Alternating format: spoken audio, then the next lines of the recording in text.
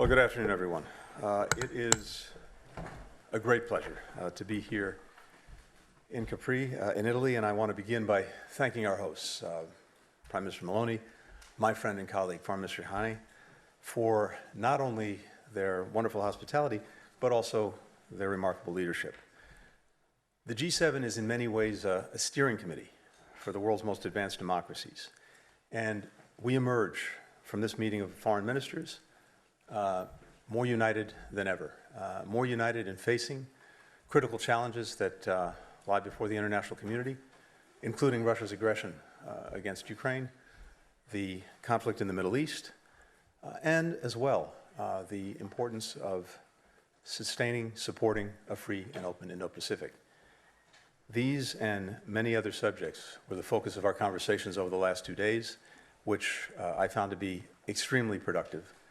And again, what strikes me the most, and you can really see this over the last 3 years, is the extraordinary convergence in our approaches to these challenges, convergence between the United States, Europe, major partners in Asia.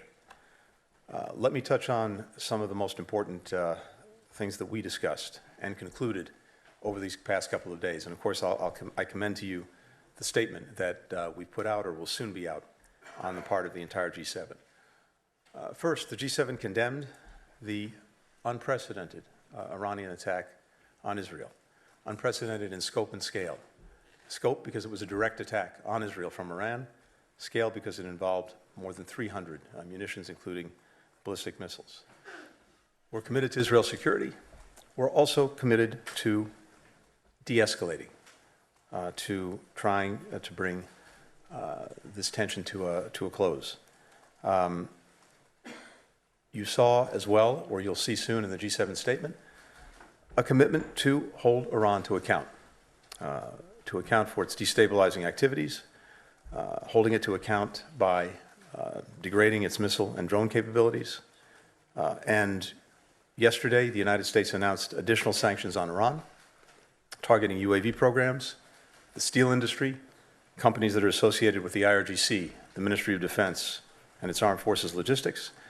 The G7 statement makes clear that G7 countries will adopt additional sanctions or other measures in the days ahead. Even as we've been dealing with the conflict in the Middle East and, again, the unprecedented attack by Iran on Israel, we've remained intensely focused on Gaza. We urge the rapid implementation of Israel's humanitarian assistance commitments. More aid, more crossings, better deconfliction, better distribution of the assistance to all who need it. We have seen important steps over the last couple of weeks, with more crossings opening, more aid getting in, more aid getting around. But we need to see sustained results. And we need, in particular, to make sure that there is distribution throughout Gaza. We also focused on the imperative of getting to a ceasefire with the release of hostages. Such a ceasefire would facilitate the dramatic expansion of humanitarian assistance. It would also let Gazans return to the north, those who've been displaced from the north. The only thing standing between the Gazan people and a ceasefire is Hamas. It's rejected generous proposals from Israel. It seems more interested in a regional conflict than it is in a ceasefire that would immediately improve the lives of the Palestinian people. It continues to move the goalposts, and the world needs to know and needs to understand, again, that the only thing standing between a ceasefire and the Gazan people is Hamas.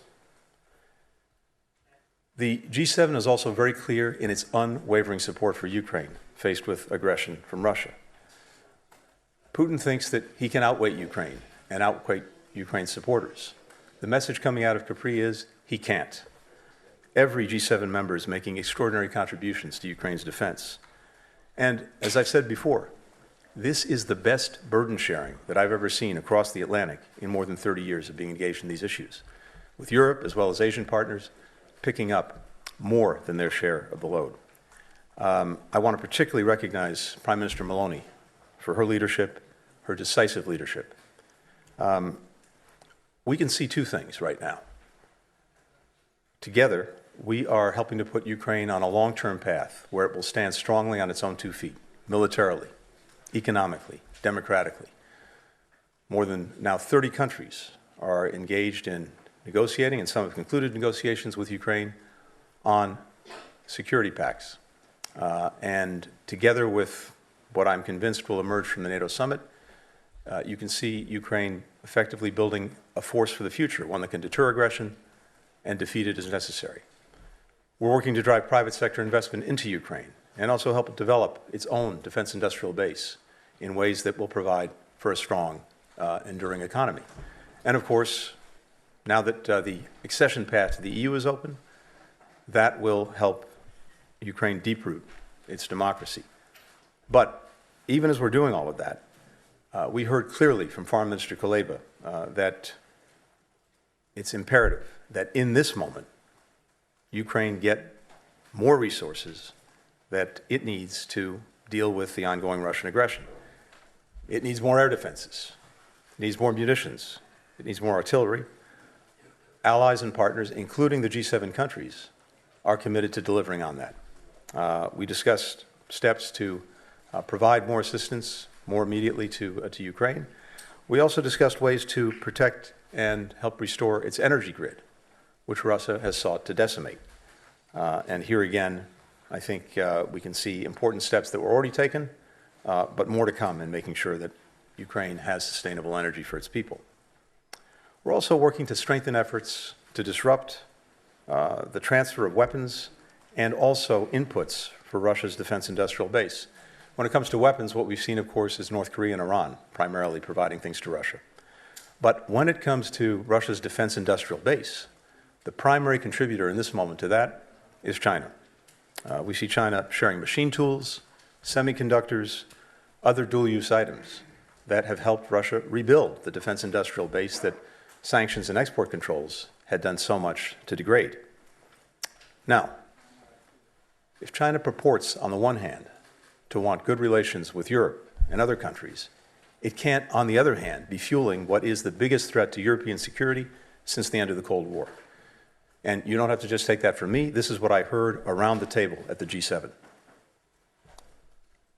Progress on solutions also to use Russia's sovereign assets for Ukraine was on the agenda. And here, I think we're working on getting to an agreement on that, consistent with international law, consistent with different countries' laws. The Kremlin has called this theft. The real theft is in Ukrainians' lives taken, in so much of Ukraine's infrastructure destroyed, in so much of its land seized. Being able to use these Russian sovereign assets to help rebuild Ukraine is critical, and it's also something that one way or another, one day or another, is going to happen. It's also a complement to, but not a substitute for, the assistance that we all need to be providing in the moment to Ukraine, and in particular, the supplementary budget request that President Biden has made and that it appears will be before the House this weekend. And again, I just want to emphasize 2 things. First, this money and everything it'll provide is urgently needed by Ukraine, by its people who are so bravely defending their country and defending their democracy. Second, as I said, we have European and other partners, including in Asia, who are doing so much themselves to help provide for Ukraine. And finally, virtually all of the supplemental will be invested in the United States, in defense production, in our own defense industrial base, and that means good jobs in the United States. Finally, we focused intensely over these last couple of days on reaching out to new partners, and this includes in the Indo-Pacific, where we're working to promote a free and open Indo-Pacific. Here, I think it's very instructive that the support that Russia's received from China, from North Korea, from Iran, demonstrates that security in Europe, security in Asia, and other parts of the world are indivisible. They're deeply connected. And this is something, again, that we heard around the table over these last couple of days.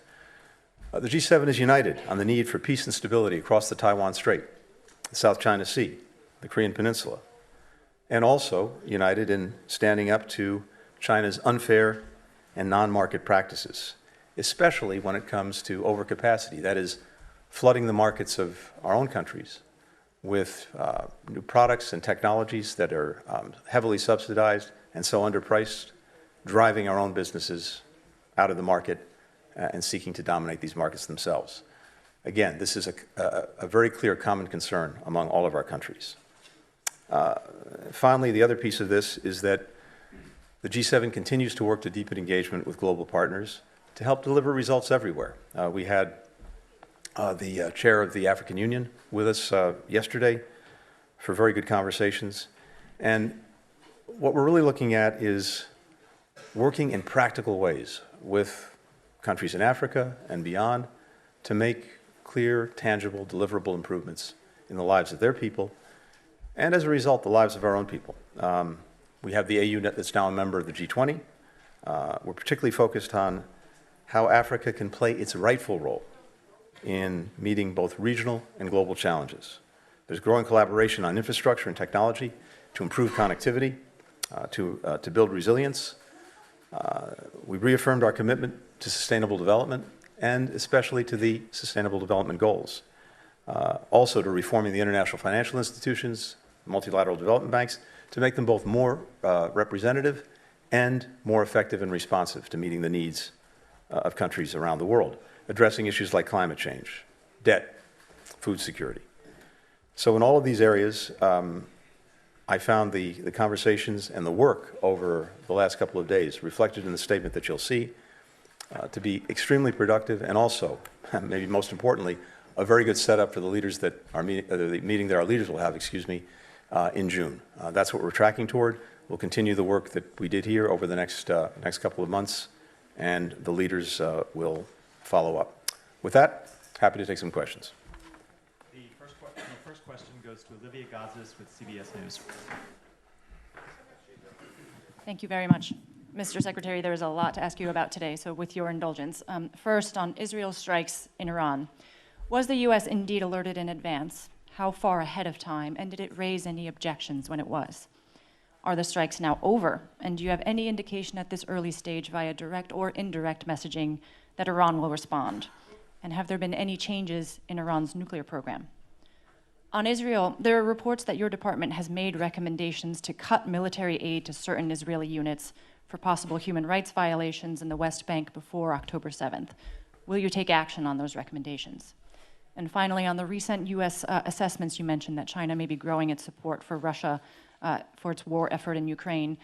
Do you believe that President Xi is sensing an opportunity amid flagging U.S. support to the Ukrainians? Thank you, sir. Great. Thanks, Olivia.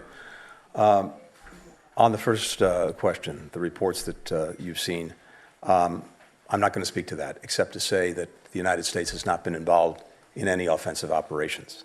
What we're focused on, what the G7 is focused on, and again, it's reflected in our statement and in our conversation, is our work to de-escalate tensions, to de-escalate from any potential conflict. You saw Israel on the receiving end of an unprecedented attack, but our focus has been on, of course, making sure that Israel can effectively defend itself, but also de-escalating tensions, avoiding conflict, and that remains our focus. Again, I'm not going to speak to anything other than to say we were not involved in any offensive operations. With regard to the other questions, first, on China and Russia. Look, I think that what we're seeing is a product of the relationship between those two countries. You've heard them speak to it, including just before Russia's aggression against Ukraine. We've made very clear to China, and many other countries have as well, that they should not be supplying Russia with weapons for use in its aggression against Ukraine. We've not seen the direct supply of weapons, but as I said, what we have seen is not only the direct supply, but the critical supply of inputs, of components for Russia's defense industrial base, which is allowing two things. It's allowing Russia to continue the aggression against Ukraine. It's also helping Russia overall rebuild its defense forces and defense capacity that so much damage has been done to by the Ukrainians, but also by our sanctions and export controls. And that means that not only is Russia a current threat to Ukraine, it will remain an enduring threat to other European countries. And that's why I said China can't have it both ways. It can't purport to want to have positive, friendly relations with countries in Europe and at the same time be fueling the biggest threat to European security since the end of the Cold War. That was very clear from our conversations around the table. I believe Europeans have expressed that and will continue to express that clearly to China in the days and weeks ahead. Oh, I'm sorry. So on that, I think you're referring to the so-called Leahy law and our work under that. So this is a very important law, and it's one that we apply across the board. And when we're doing these investigations, these inquiries, it's something that takes time, that has to be done very carefully, both in collecting the facts and analyzing them. And that's exactly what we've done. And I think it's fair to say that you'll see results very soon. I've made determinations. You can expect to see them in the days ahead. For the next question, Oliviero Bergamini with RAI TGI. Good afternoon. Two quick questions.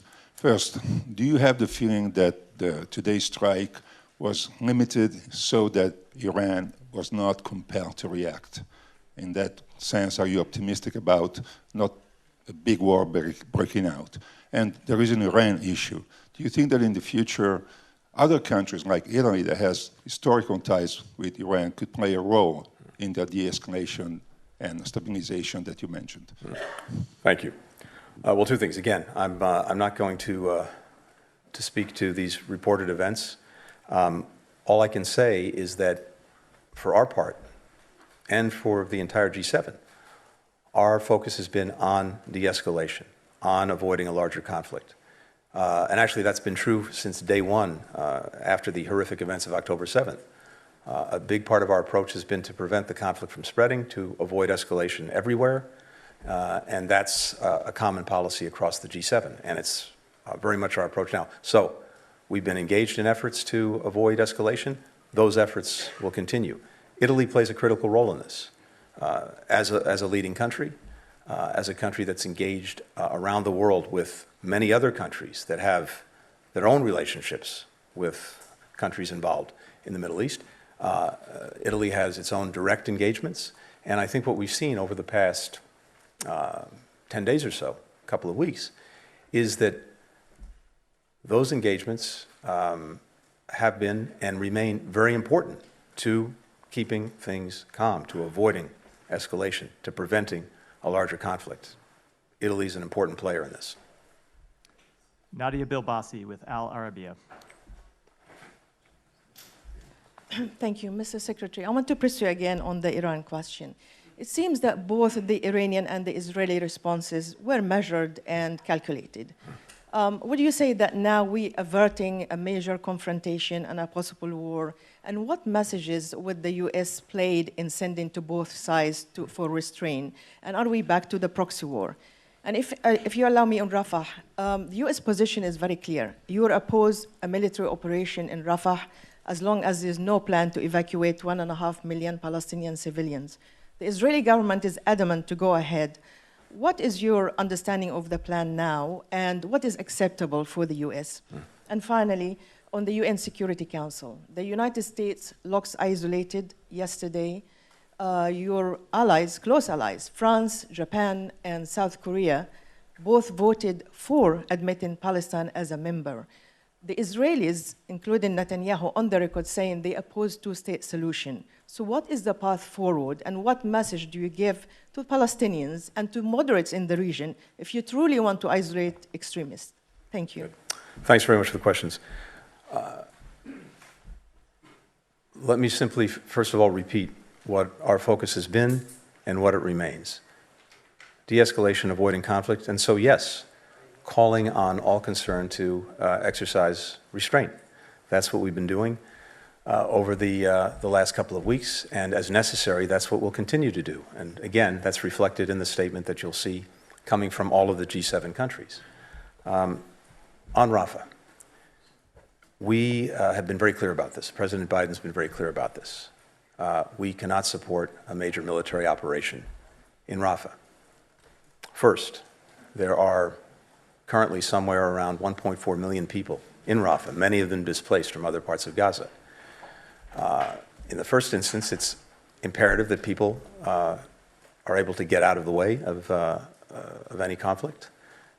And doing that, getting people out of harm's way, is a monumental task for which we've yet to see a plan. And not only getting them out of harm's way, making sure that they can be supported with humanitarian assistance if they're out of harm's way. But second, even if people are largely out of harm's way, inevitably there's going to remain a pretty significant civilian population in Rafah. And we believe that a major military operation with a large presence of a civilian population would have terrible consequences for that population. We are committed, as Israel is, to ensuring that Gaza cannot be controlled by Hamas. We've seen the devastation and destruction that have resulted from Hamas's leadership and the actions that it's taken. And well before October 7th, what it was providing, or rather not providing, for the Palestinian people made clear that its concern had nothing to do with the Palestinian people and everything to do with its objectives to destroy Israel. So making sure that Hamas cannot repeat the events of October 7th, that's something that we're united in. But in terms of major military operations in Rafah, it's something that we don't support, and we believe that the objective can be achieved by other means. We've been engaged in conversations at senior levels with Israel over the past couple of weeks on this, including as recently as this week. Those conversations continue. Finally, on the UN Security Council resolution. First, we are committed, the United States is committed to achieving a Palestinian state. We believe that that is vital to having long-term, sustainable, durable peace and security. And of course, it's the only way to fulfill the aspirations, the rightful aspirations of the Palestinian people. But getting to that, achieving that state, has to be done through diplomacy, not through imposition. And the resolution that was voted at the Security Council will have no effect on actually moving things forward and achieving a Palestinian state. Again, that can only be accomplished by diplomatic means. It's also important to point this out. Under United States law, even if we had wanted to vote for this resolution, had we done so, under our law, it would have obligated us to cut off all of our funding to the United Nations. Clearly not in the interests of anyone, including the Palestinians, particularly given the contributions we make to programs that are vital to them. But as I said, we're committed to working to achieve a Palestinian state with the necessary guarantees for Israel's security. And we've been working on that, including as part of the potential normalization process between Israel and Saudi Arabia, something that we've intensely engaged on over the last several months and weeks. So you can see an important path forward that's there. And in fact, we saw it in the wake of the unprecedented Iranian attack on Israel. You can see for Israel a future where a coalition of countries are working together to deal with the Iranian threat and to isolate it, with Israel that's integrated into the region, with normal relations with its neighbors, and a resolution to the Palestinian question, which is necessary to really deep root and achieve that coalition. That's an incredibly powerful future. It answers what Israel has long sought, which is to have normal relations throughout the region. It deals with the single biggest threat to Israel's security, and for that matter, to the security of most countries in the region, and our own, which is Iran and its proxies. But to get there, it's going to require calm in Gaza, and it's going to require a clear pathway to a Palestinian state. So we see that as one of the best ways to actually achieve results. Again, you can put something down on a piece of paper and wave it around. It has no effect. What does and can have an effect is actual diplomacy, working to achieve these agreements, and then delivering concrete results. That's what we're focused on. Finally, I would say this. Also take a look at the G7 statement today, which shows unity on this question. It says that there's going to be a proper time, a rightful time for recognition.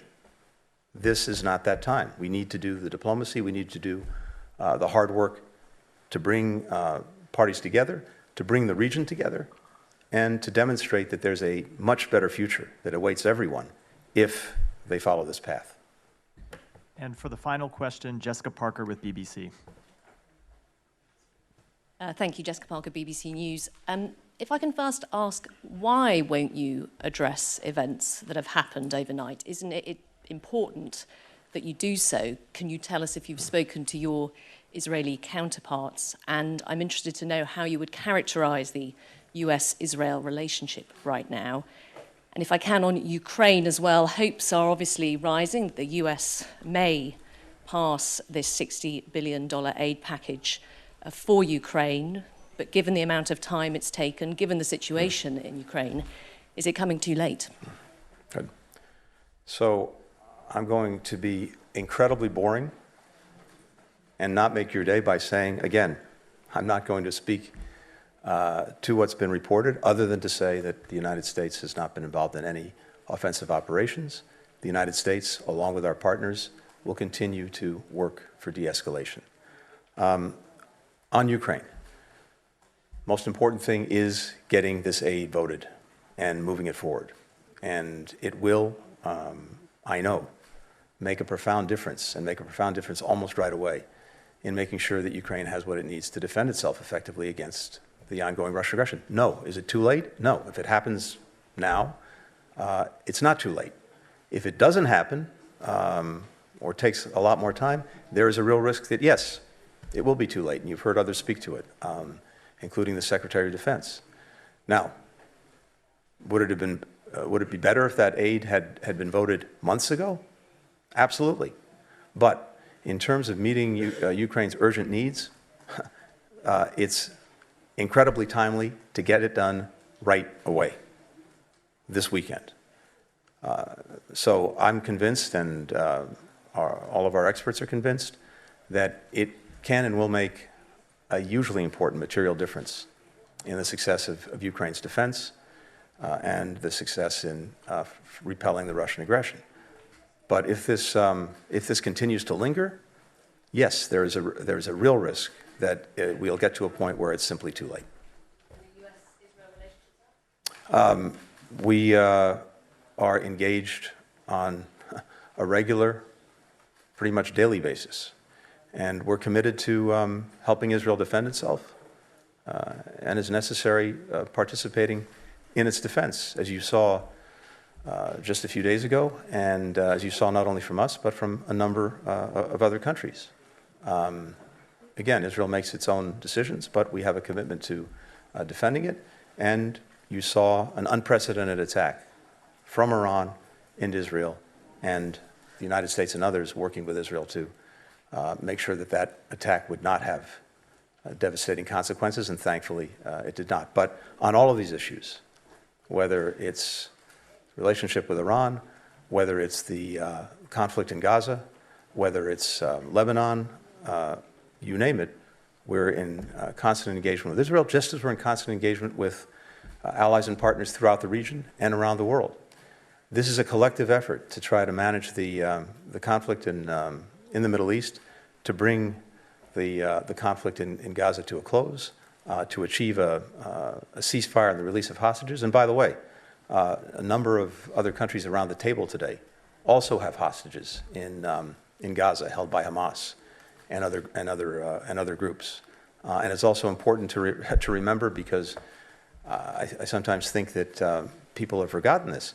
We have American hostages who've been held in the most deplorable conditions all of this time. So all of us are working on all of these issues, and what's so important and what's reflected in the G7 statement is we're doing it together. And my belief is that our collective influence, our collective diplomacy can make a real difference, first of all, in ending the the conflict in Gaza, ensuring that Hamas can never repeat October 7th, getting that ceasefire, the release of hostages, a major expansion in humanitarian assistance, and then turning the corner for the people of Gaza so that we can help rebuild their lives, their livelihoods. And, as I said, deal with the critical long-term issues to enduring peace and stability, including a Palestinian state. Thank you. Thank you all.